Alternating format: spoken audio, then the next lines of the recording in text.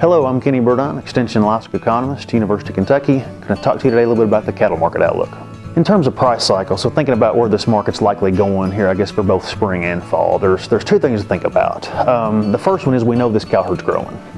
When USDA numbers came out into January, which was an estimate of cattle inventory for January 1 of 2018, they put the beef cow herd up a little under 2%, so 1.6% in terms of change in beef cow numbers.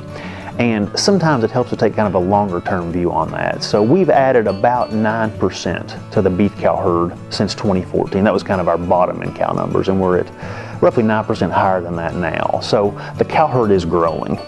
At the same time, we're dealing with this issue that as the cow herd's grown, and of course we've also got a large calf crop from last year that's in the feed yards now, we're going to see a pretty sizable increase in beef production. Somewhere in the neighborhood, I'm thinking of 4 to 6% for 2018.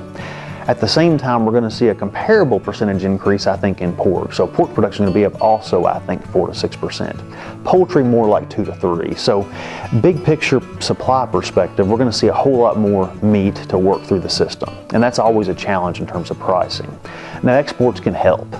And exports have been certainly very friendly to the markets. They certainly were in 2017. And thus far in 2018, they've also been very much a positive factor.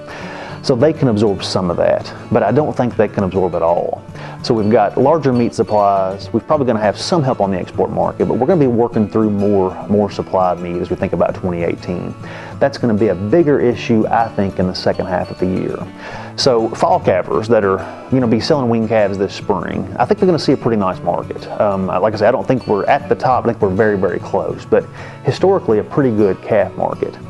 If we think about fall and I start thinking about how do I factor in a sizable increase in production across all meats, it's more difficult to be as optimistic about it. So my guess is we'll see somewhere in the 20 to 30 cent in terms of a decrease in price between spring and fall. When we think about what spring calves will sell, when we think about calves that sell for the spring, as opposed to what those same weight calves might sell for in the fall.